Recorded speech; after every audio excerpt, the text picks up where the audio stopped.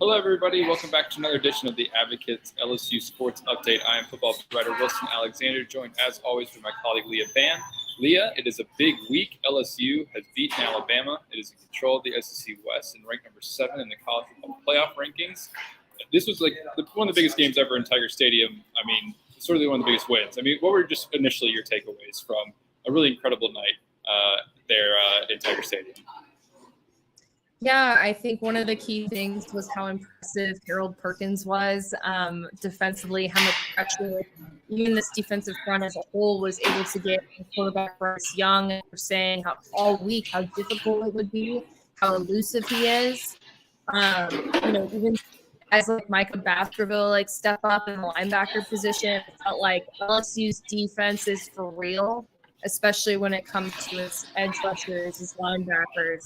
When it comes to the offense, I thought Jaden had control. He moved the ball well. I think the run game has improved, especially day one.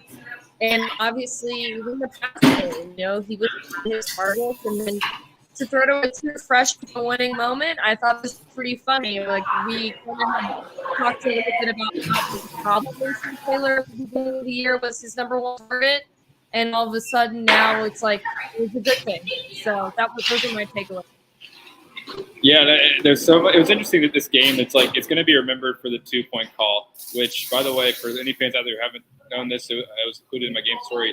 The official call is Montana Hot Express for that 2-point play. It was something else you hadn't used yet this year, but had practiced before. It was interesting because conceptually we've seen some similar things from LSU this year, having the tight end sprint out off of kind of a zone read and all that, and getting Jaden out on the edge, but LSU hadn't run that specific action this season. It's just going to be remembered, of course, for that play and Jaden scoring in overtime and the Josh Williams block, but there's just so many little moments all over that we can look back to. I mean, the defense, like you said, played incredible for 3 quarters, and holding Alabama to only 9 points. And, even Jay Bramblett, as the punter, did a great job of pinning Alabama deep early in the first half in particular. And there's just so many little things to look back on. I thought Ali Gay played a really good game. And there was, sorry for any background noise anybody might be hearing on my end. But it was just really an impressive night. And it leads me to this question. Like I said at the top of the show, LSU now number 7 in the college football playoff rankings, 3 weeks to go in the regular season. Where do you think this team is now compared to where it was just 4 weeks ago or thereabouts after losing to Tennessee? Yeah, and I think we heard this from Brian Kelly this morning, actually, on the SEC teleconference call. After that Tennessee game, he felt like not only were players coming into work, but they were working with more intention. And I think that we've seen the fruits of that these past couple of weeks. They're fired up. They're looking for something to prove. I felt like LSU looked a lot cleaner, especially on special teams. We've harped on this all season, but special teams actually, I won't say it was an asset, but I will say that it was cleaner. It was better. Like you said, Jay Bramblett had a really good game in the punting game, giving Alabama a difficult field position. I think as far as defense, LSU's got it down. I think keeping Harold Perkins on the field at all times was a good move. We talked about those moments. I think about that stack when Alabama was in the red zone and Harold Perkins sacking for a Bryce Young to loss on 3rd down. That was huge. I think about our Converse getting that interception in the end zone. Those are these moments that you need against really good teams like Alabama, turning the ball over and getting those big time stops. That's going to help you win games against teams that normally are going to plow everybody else. I think as far as offensively, I think we've seen Jaden come into his own. I mean, he's obviously gotten more comfortable in the passing game. He has a lot more chemistry with those wide receivers. He's finding Kayshawn. He's finding Malik Neighbors. He's utilizing everybody on the field. Josh Williams has gotten better in the run game. Seems like he's turned into this multifaceted back who can help with the pass block and he can help with the run blocking. He's really been instrumental in improving that ground game, 185 yards rushing. I think other than maybe the Mississippi State game, LSU hasn't had a ground game quite as strong. So I think those are the ways that LSU has grown. Yeah, it's interesting. Let's just maybe focus specifically on that ground game for a second, because I know it's something that you've been thinking about this week, and it really floored me as I was doing my film review on Sunday, because I didn't quite maybe realize in real time just how much better LSU has gotten at running the football. The offensive line, I think, did a really good job of getting pushed up front, up the middle of the offensive line, especially in context of this Alabama matchup. That for so many years, LSU could not run the football against Alabama. You think back to 2016 when they averaged like 1.2 yards a carry, even though Leonard Fournette was in that backfield. You know, that ever since Alabama really started the streak of dominance over LSU in 2000, after LSU won 2010, you know, that sort of 2011 to really up until this season, with 2019 being the exception, LSU couldn't run the football. And LSU ran the football. You take out sacks, and LSU rushed for 200 yards on 7.1 yards per carry. A lot of it has to do with Jaden Daniels, of course, but this ground game has grown so much and seems like something they can rely on the stretch. And it's so interesting the way it works with everything building off of each other. And so I know you've been thinking about this week. Could you just explain kind of how this maybe LSU running back, sort of rushing attack, sort of works? Because it's not necessarily like super maybe like exotic in terms of how it operates, but just what did you maybe see from that ground game in terms of how it's been working this season? I think a lot of what goes into the ground game is the offensive line, and we've seen that offensive line have a lot more chemistry, especially in this latter part of the season. I think there was a moment I saw a couple of offensive linemen on a big run by Josh Williams kind of like give each other fist bumps and celebrate because they knew it was their blocks that were opening up these bigger, like gaping holes for Josh Williams to run through. But also you've got guys like John Emery who just kind of come in for these like big explosive moments, whether that be in kind of like a short pass game or in the run game. He's just kind of like provides a different look, but usually just kind of brings the energy. He's just kind of there to go make big plays every once in a while. And then Armani Goodwin, if he's back and in full force, he's kind of that power running back. He's really hard to bring down, and he's got a lot of speed too around the edge. And then you've got Jaden Daniels, obviously. And I mean, he's the leading rusher on this team. And that's part of his game. And I think LSU's offense has found this balance of, how much of like letting him play to that strength and run the ball while also throwing the ball. So I think, the rushing attack, it's been a group effort the entire season. But I think now they're kind of more like accepting of what it is and not trying to make it something different.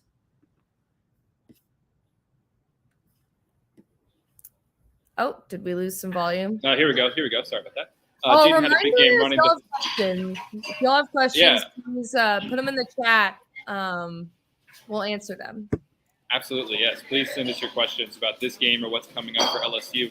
I was just going to build off of that with Jaden Daniels, because earlier in the season we saw Jaden Daniels run the football a lot, but he's almost criticized for it because it was okay, it's great that he's doing that, but it wasn't coming in the passing game. And I think we even said earlier in the year on the show, it's like, okay, you're probably just going to have to kind of accept it and deal with it and try to have some fun with it and see what happens. But now he's developed into this quarterback who a lot of it, I asked him after the game, like, why do you think it's really come together? And he thinks it's just time.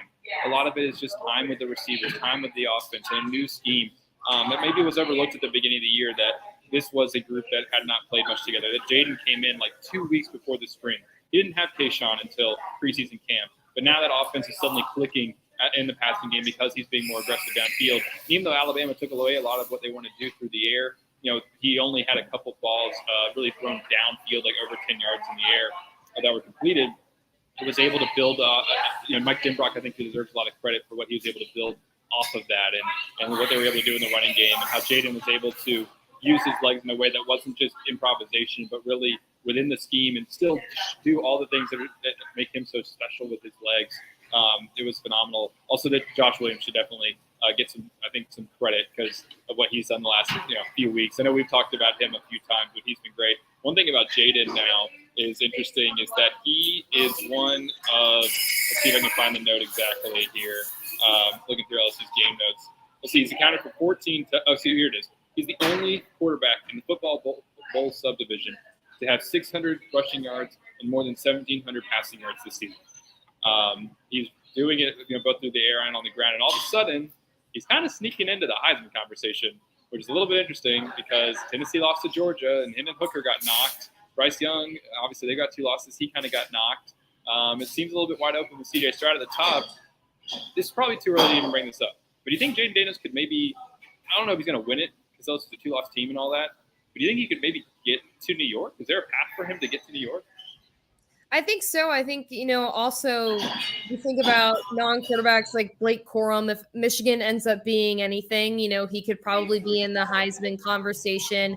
But really, it's been a conversation centered around all those quarterbacks. And especially then if Ohio State loses, like what happens to CJ Stroud, right? So I think they're almost all going to be on a level playing field towards the end of the season because I can't see all those teams winning.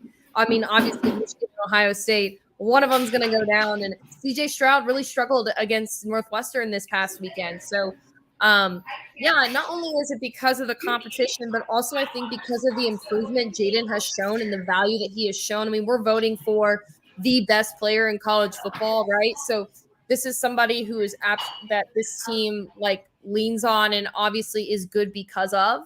And so I think that, not only are his numbers increasing and being impressive, but also he's leading this team that otherwise probably wouldn't be in contention or shouldn't really be in contention after, everything that we saw at the beginning of the year and really shown tremendous improvement. I think a lot of times we neglect the fact that teams can grow, they can develop, they can get better towards the end of the season.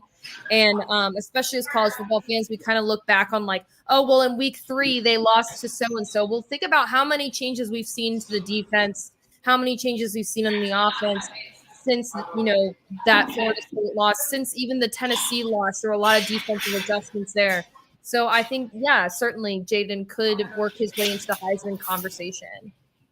Yeah, and just off of that, let's start thinking about where LSU is now, okay? Because that's sort of ramifications of this game, right? Is that all of a sudden Jaden's in the Heisman conversation and LSU's in the playoff conversation, and both of those things still could be long shots. I mean, a 2-loss team has never made the playoff. But all of that being said, do you see an opportunity here for LSU to maybe become the first team ahead? Let's maybe start, break down that playoff race a little bit here now. A ways to go, obviously. The playoff rankings come out last night. Georgia is number 1. Ohio State's number 2. Michigan's number 3. TCU, from your hometown area over there, is number 4. Tennessee 5. And then LSU comes in at 7 with, remind me again, who's number 6 in those rankings? It has suddenly slipped my mind. Oregon. Who's number 6? Thank you. Oregon. Yes, one loss Oregon. Thank you all. So what do you – obviously LSU sitting there at 7. Alabama with the loss gets knocked down to number 9. And it's unless something happens in front of them, unless LSU implodes and doesn't make it to the SEC West, SEC championship game, they're out of it for sure. Where does LSU stand now in this playoff race? Is it realistic to think that – to even hope as an LSU fan? Should there even get your hopes up at all maybe? I mean, sure, why not? That's the fun of college football. But yeah, I mean, obviously they got to make it to the SEC championship and win the SEC championship against Georgia, which would be really tough to do. But, anything could happen. It's college football. You never know what's going to happen. So, LSU, if it wins against Georgia, obviously it makes a pretty strong case. And then when you look at the Big Ten, I mean, you've got somebody's going to lose the Michigan-Ohio State game, and then the winner of that is going to play Illinois. I don't even know who's in the Big Ten West that's going to contend to play a team from the East. But, a team from the East will get in for sure. It'll be Ohio State and Michigan. It probably won't be both. I'm thinking Georgia, no matter what, I think if it loses the SEC championship, it's probably still going to be in the playoff. And then, it kind of comes down to how Oregon shapes up these next couple of weeks. I think they have a little bit of a tougher schedule down the stretch. They play their in-state rival, Oregon State, which, fell out of the rankings this week, but have kind of surprised a lot of their opponents. And Oregon still has to play Washington, Utah, and Oregon State. So, I think that it's certainly possible, and it's going to be more possible when the playoff expands. Yeah, that's a whole other ball of wax, obviously. which we'll probably dive into in future shows. But it's interesting, of course, because all of that depends on LSU winning out, and that starts with Arkansas this weekend. Do you buy anything of this being a potential trap game? Yes. I think it's 11 a.m. and it's going to be cold, and you're riding this high off of beating Alabama. I mean, I know that Brian Kelly runs a tight ship and he talks all business and all that, but I think a lot of teams could probably fall victim to sleepwalking through the first half, and we've certainly seen this team struggle with the first half against several other opponents. But another thing about Arkansas is who the quarterback's going to be. It's either going to be KJ Jefferson or Malik Hornsby. Both of them are dual threats. Malik Hornsby actually had a very impressive game, but despite the loss against Mississippi State earlier this year, he immediately got on the field and ran for 52 yards, and fans were all gung-ho about him. He did have 2 interceptions in the contest, but he is just as capable as KJ Jefferson of being this dual threat that could give LSU a hard time. Arkansas also has a pretty good edge rusher that actually I think is above Will Anderson in tackles for loss this year. Or no, it's sacks this year. Yeah, Drew Sanders. Drew Sanders. And then you've got Raheem Sanders, the running back who is leading the SEC in rushing yards. Arkansas is a really good team. They've played a really tough non-conference schedule, and then you pile on top the SEC schedule that they've got, and the fact that they've been battling injuries with their starting quarterback. So I think this could be a really tough game. Yeah, it's interesting. So Drew Sanders there. Yeah, he's actually an Alabama transfer. He's got 7.5 sacks. Will Anderson has 7. Somebody that during that LSU game, a lot of Alabama fans were wishing that they had still had Drew Sanders, and maybe he could have made a difference in the outcome of that LSU game. That's something to watch there on the edge. Defensively, though, Arkansas' pass defense is one of the worst in the country. I mean, it's not like where with Tennessee they had a really good running defense, and maybe the pass defense was maybe those numbers were skewed because of teams trying to catch up in the second half kind of thing. It's not really like that. Their passing defense here is ranked 129th out of 131 teams, only above Vanderbilt and Ohio. They've allowed 302 passing yards a game. So this seems like it could be something really big for Jaden Daniels and those wide receivers through the air. Dwight McGlothern, former LSU corner, who LSU fans will remember, transferred to Arkansas. Landon Jackson as well on the defensive line is getting a lot of playing time. He was just banged up and injured most of his freshman year at LSU before he transferred. But Dwight played a lot over the last 2 seasons and transferred. And that's going to be somebody that LSU's going to have to go right up against. We saw they went right at Eli Ricks, too. So they're not afraid to go after the guys who used to be on their team, in a game there. I think that's definitely a matchup to watch, is how much Dayton can take advantage of that. A lot of it, of course, though, starts up front with this rushing attack that LSU has, because, like we said earlier, kind of builds all off of each other. And I also want to make this point, I think. It's interesting the way that, Brian Kelly was talking about this game, that concept of a potential trap. He is, 96-17 as a betting favorite at Notre Dame. He had a 41-game streak as a betting favorite, a winning streak. It actually started against LSU in the 2018 Citrus Bowl. That streak was only snapped when LSU lost to Florida State in the opener. I think a lot of it is because of the way that he builds his programs and the things that he demands. At least that's what he's going for anyway. We saw some clips emerge from post game and pre game locker room at LSU, and he continually is talking about one play at a time, and this is happening because of our process. And it's a lot of stuff that he says in the media. It's not just lip service to us, because the team is hearing a lot of the same things over and over and over and over and over again. Starts talking to the Middle League last week, LSU Gold, and their sort of weekly episodes that they've done charting the season showed this. That he starts talking about, okay, this is the first time that we've had all of our questionnaires answered for 3 days in a row. They have to send in every day. He talks a lot about this stuff and sort of devotes these wins to a byproduct of process. And it's that same sort of process that he thinks is going to make sure they don't have a letdown of any kind, because he said they didn't change anything going into Alabama. They didn't change anything going into Ole Miss. Obviously, defensive game plans, offensive game plans, schematically things shift around depending on who you're playing. But I thought that was just so interesting that, he thinks that they'll be fine, because even though it's going to be 40 degrees at 11 a.m. in Arkansas against a team that, like you said, has played a difficult schedule but is 5-4, it'll be interesting to see just that process and that mindset kind of get tested, because it's what he sort of relies on to avoid any sort of these sudden pitfalls. Is all these little things throughout the year, consistency that he expects to show up in games like this. And I don't really have much more of a point about it. I just think I think it's going to be a big test of all of that, how it's coming together to be able to maintain. But we talked to the players yesterday. What do you think they're kind of their heads at right now going into this game after such a big sort of emotional win over Alabama? Yeah, they were kind of business as usual, but we feel like we're more together. We feel like, everything is clicking at the right time.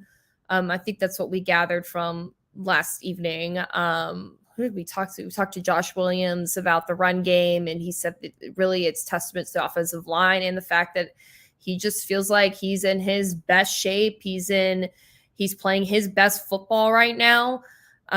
We talked to Micah Baskerville, who says that, this is the best defensive coordinator he's ever played for. I thought that was huge. He feels like he's learned a lot from this defense and the ability to make defensive adjustments at halftime, which I think is really interesting. The fact they come in with basically like 2 different playbooks worth of defensive plays is what he was basically telling us. And then they were like, okay, when we find out we're getting burned on the run or we're getting burned in a certain coverage, we just flip it over and we find something else that'll work. And they're able to implement it like that and change it at halftime. So I think, everything is just clicking for this team. The business as usual stuff from Brian Kelly gives me a lot of Jay Johnson vibes. He's a lot of like, yeah, it's all about the process. Every opponent is nameless and faceless. So I was kind of having a little bit of deja vu over there, but yeah, so I felt like that's what we gathered from the players last night. I don't know if you remember anything else that stood out.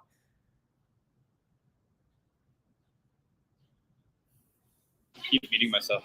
Micah Baskerville specifically saying that he's a senior linebacker. He's been here for a while. He's seen a lot of different iterations of this team and kind of what works and what doesn't.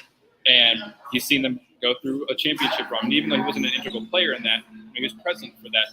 And he was also present for the last 2 seasons as a starter mainly and seen what happened. And I think what just stood out to me is the fact that he said, like, we're still hungry.